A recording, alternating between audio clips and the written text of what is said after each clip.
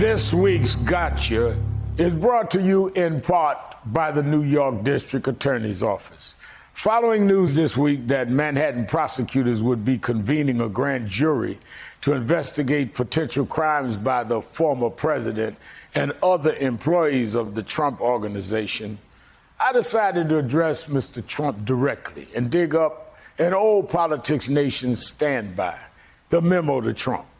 We had tentatively shelved this segment when you left office. But after decades of behaving as though you were somehow above the law, the legal walls finally seemed to be closing in. And it felt like a good time to once again address you directly. Let's start with a quick recap.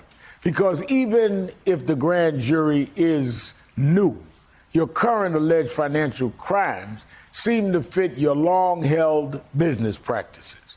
In Atlantic City, you stiffed some contractors, violated federal money laundering laws, and then in an industry with the tagline, "The house always wins," somehow you managed to bankrupt 2 casinos.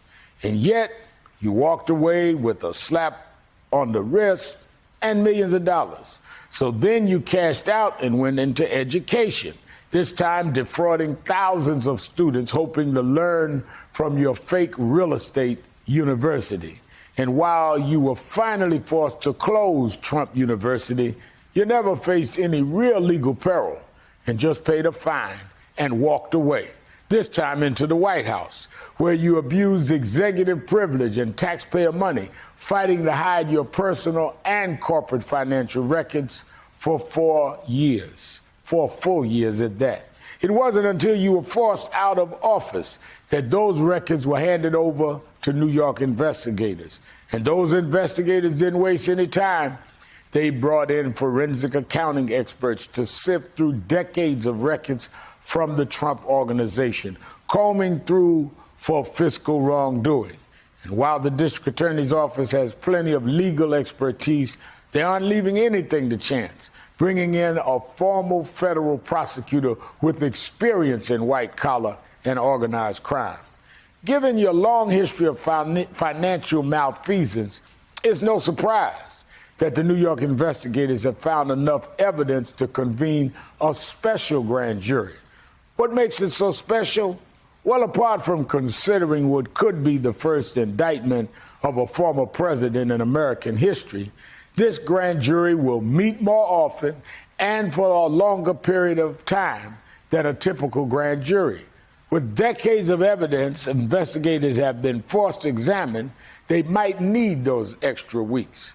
So to Mr. Trump, I hear you've been lashing out ever since you heard the news about this grand jury. And that's a reasonable response if you know there are crimes they're likely to find.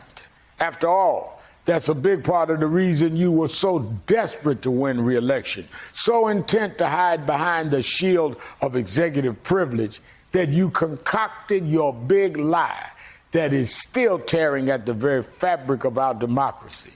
And by the way, even if it's new and in New York that we see in the headlines this week, your election scheming, I should say, has you under criminal investigation in Georgia, too.